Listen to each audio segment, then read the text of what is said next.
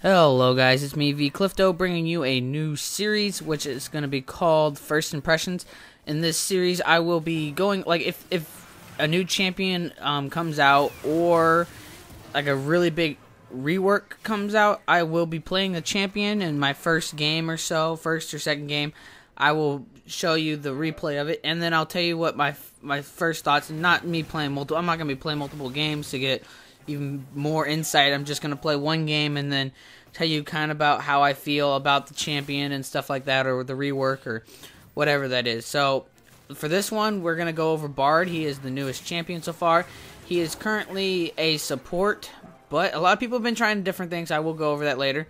But his general role is a support champion. He has a very strange, not strange feel. But he has like he's a little bit different than other typical supports and other that, because let's go over because of his passive. His passive, all these chimes and stuff, you got to run around and picking up chimes, and then once you get every 5 chimes, you get this new.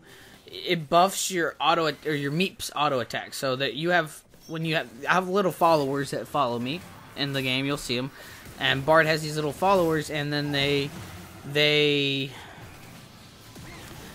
the followers will, after you use an auto attack, they will deal damage. This will deal damage to anything you attack. So if you hit a monster or a minion, it will take up the meep. It's not only champions. So, and we'll go farther into that. But you have to walk around, and the chimes typically spawn near Bard or in the general area. But if you, let's say, move to go get one that's in the middle of, let's say, a bot lane, the next one may appear closer to mid lane, so then when you go try to pick up the one in mid lane, the one will go on the other side of the jungle, so they can get pretty far, but they typically stay near Bard so at one point they will spawn near Bard, and then you can go pick them up. Every 5 of them does get the buff, like I was saying, and I will leave a link in the description. It is a link to Surrender at 20. There's a chart, or not a chart, but it tells you exactly what each upgrade is at which levels. But to really sum it up, every other 5 chimes that you collect, you will get kind of you will get the bonus. So every other 5, you'll get pretty much some damage. Is almost guaranteed. After that, then it's utility. The first few are actually the pretty much the biggest ones, but the biggest changes. But the other things you get is a slow on hit, and then you can get other than also the slow on hit, you also get more meeps that follow you. You can have a total of 4. Then there's there's one that's in the early levels where the meep damage will strike an enemy behind it, so it kind of has it will do some damage behind the original target. And there's just a few. There's a and then the last one, that's the last category, is cooldown reduction of when the meeps will spawn. I think the system is good, and I mean, the later the game, he feels like Thresh, because Thresh, when he captures souls, the more souls he captures, the more stronger he gets.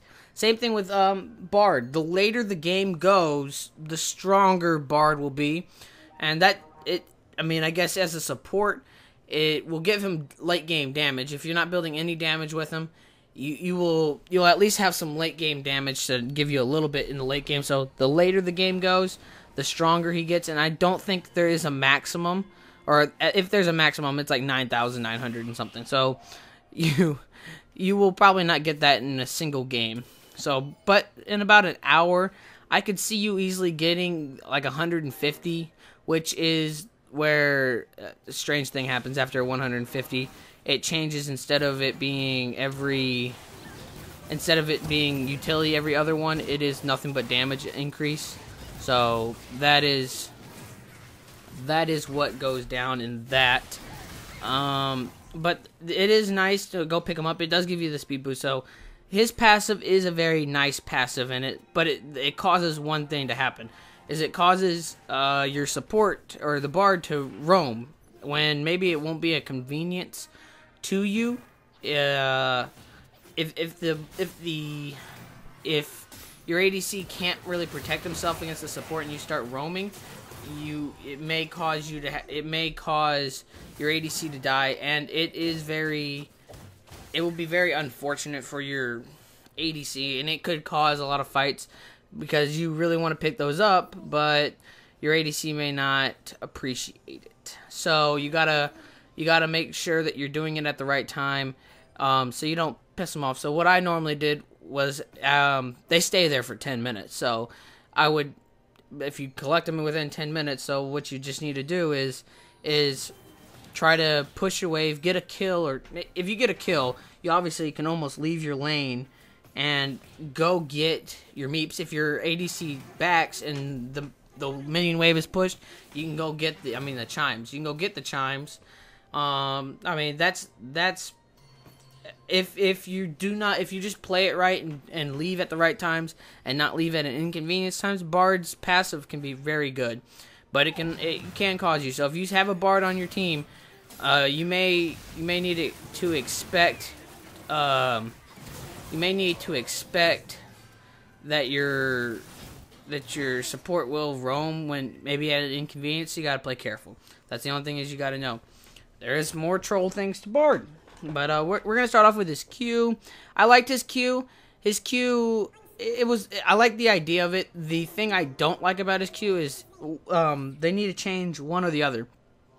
The hit indicator of when you hit it, it feels that it's a little bit off. Like if you hit him with the corner of it, it should seem like that you still hit it, but there's a feeling that I felt that the width of it is very small, and they need to increase the width on it, or make it a longer range stun, because the range on the stun isn't very long, but it's neither fat nor long, so it's kind of it's a very hard skill shot to hit sometimes, and especially when you're trying to line it up with a minion or so, it can be very difficult sometimes to get to kill. It can sometimes be very difficult.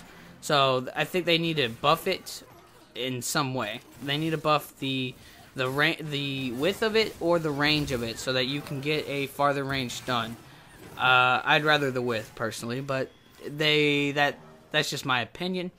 His W, which is his healing, I believe.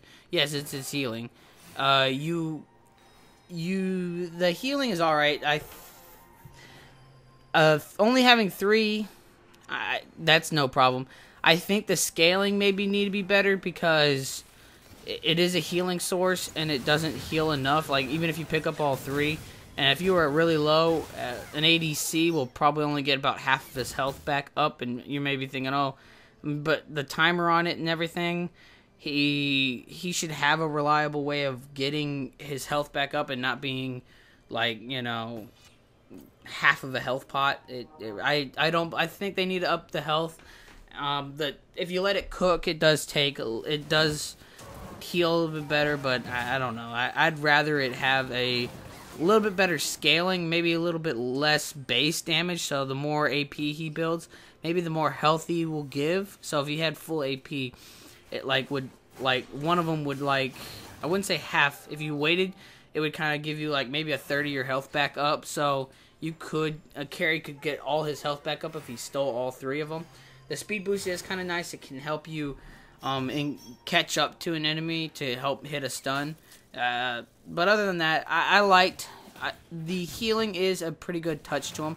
And with the healing, a lot of people like to jungle with him. It lets him jungle somewhat, but I will get into that afterward, toward the end.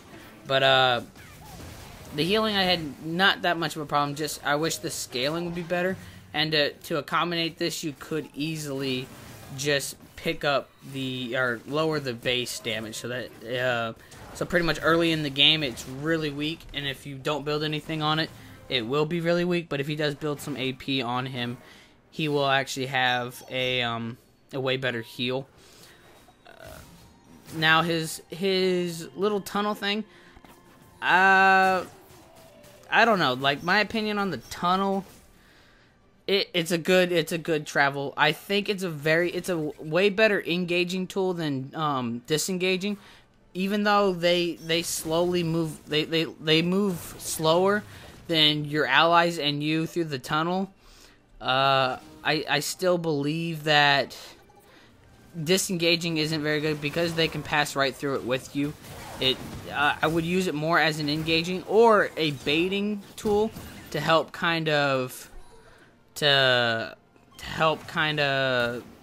mean, not to bait somebody over the wall. So like, oh, if you have a full healed jungler on the other side of a wall and you easily jump over, it could help you out. And it also, like I said, it's really good for engages. There is some crazy walls that you can travel through.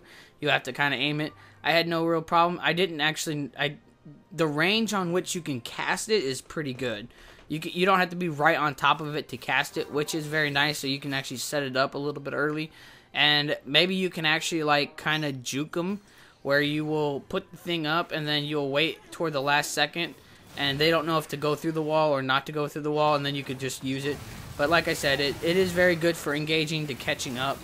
I mean, I do it plenty of times in the video, but running away kind of has a problem. One way you can use it to run away, and I found this to be very good to set up a good attack or good pretty much, what do I have to say?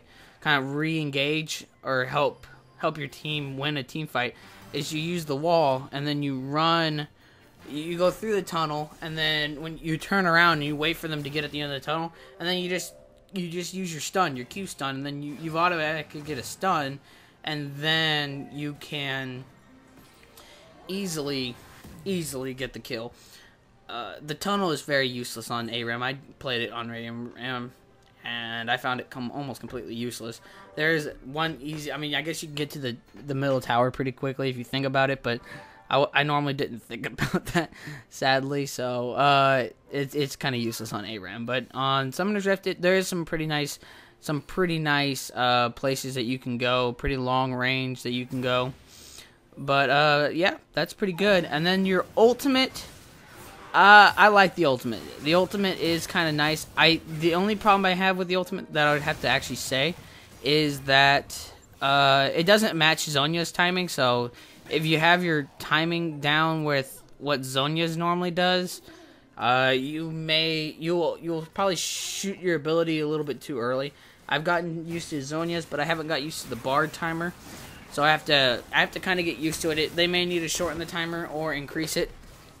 This is one way you control your team, is because if there's somebody trying to run away, it's kind of like a Nivea wall where you can kind of just stun them and then their team can get into place. But on the other hand, which is makes it a double blade sword, is if you have a good support and you use it at the right time, you can save a team fight. You can stop enemies from running away. So a good support that uses it and is not trolling can easily get can secure kills and save a life, because there's just so many champions that need they gotta save a life. But he can be very good at saving a life with his ultimate. So we're gonna, let me think, do I have anything else about his ultimate? Oh, you can probably secure a few Baron fights if you wanted to by if you placed it right. You could stun the enemy jungler so that he doesn't have smite, and then the team will automatically get a Baron. It may be a little bit hard. You can actually do it on Baron. That's not impossible. Another good way you can use it is, and toward the end of the game you'll see, is you can use it to get a 3-man stun, and if your other teammate's trying to get an objective real quick and you stun them, it'll allow your team to easily get the objective. You can stop an objective like a tower. You can freeze the tower also, so it could help tower dive, and that would help jungling. Now let's get into jungling Bard. Jungling Bard only really works because you have your heals. Your heals will let you stay alive, and it also will let you go freely get your chimes. Even though the downside probably to it is that they will be all over the place, and you will have to go into the enemy jungler to get some of them. So warding up would be a good idea.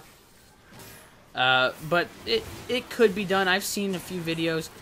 With the engage, it could be alright. The only problem is that Bard only has one damaging spell, so yeah, your ganks are, if you don't hit a stun and they aren't really weak, you're not gonna get too much.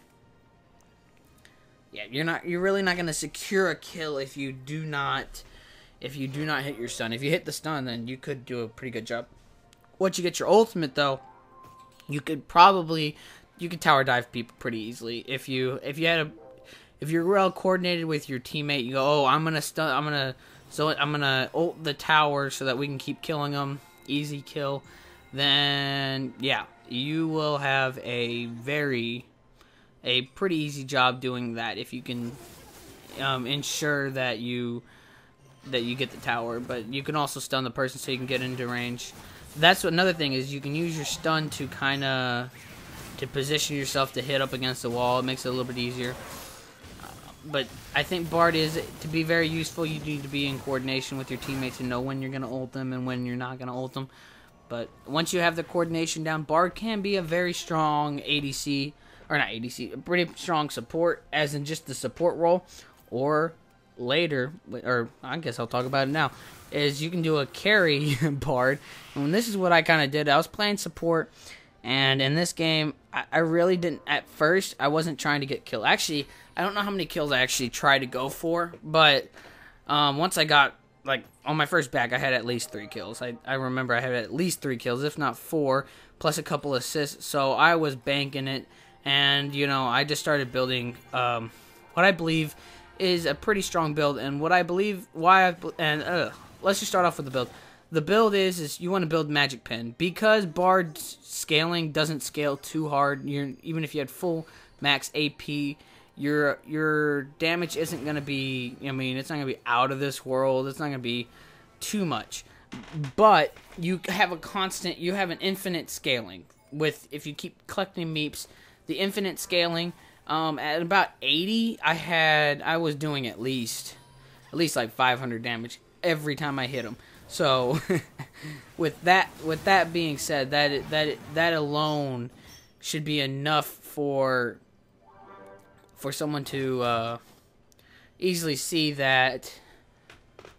I mean, if you just build, so what I built is, since you have that infinite scaling, building Magic Pen, it made it really fun. Building Magic Pen is really nice.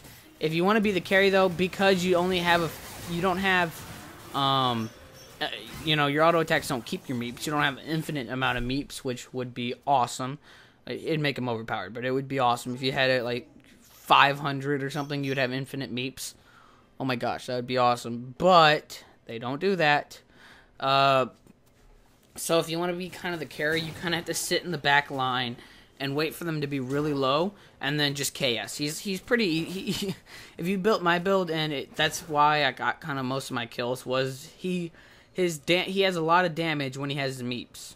I mean, you're slowing him, and the damage is unreal. If you come in, if you're like the last person to the fight and they're all really weak, Bard can get triple kill, no problem, because his meeps do massive amounts of damage if you build the Magic Pen. So if you're wanting to build a carry kind of build, building Magic Pen is very good. On this team, I could almost 1v1 anybody but probably the Thresh top laner that they had. Thresh ADC is kind of scary, but he wasn't ADC, he was just top lane Thresh, so he got kind of strong. But I could almost solo anybody on their team easily with my build. Easily could have soloed anybody. And I was just kind of building goofy at the end. I liked this game. Toward the beginning or mid game, I was kind of getting a lot of kills, and then later in the game, I became more of a support. I wasn't. I mean, now looking back, I was seeing that if I would have saved my meeps for the end of the fight, if I wouldn't have tacked, just tried to hit stuns and waited for the end of the attack, I could have easily KS'd everybody and had, 40 kills, no problem. Probably wouldn't have had much of a problem getting it, but so this has been my first impression. I hope you enjoyed it. If you found it useful, please hit that like button and leave a comment below. This has been V Clifto, and I'm signing off. Stay cool, my friends.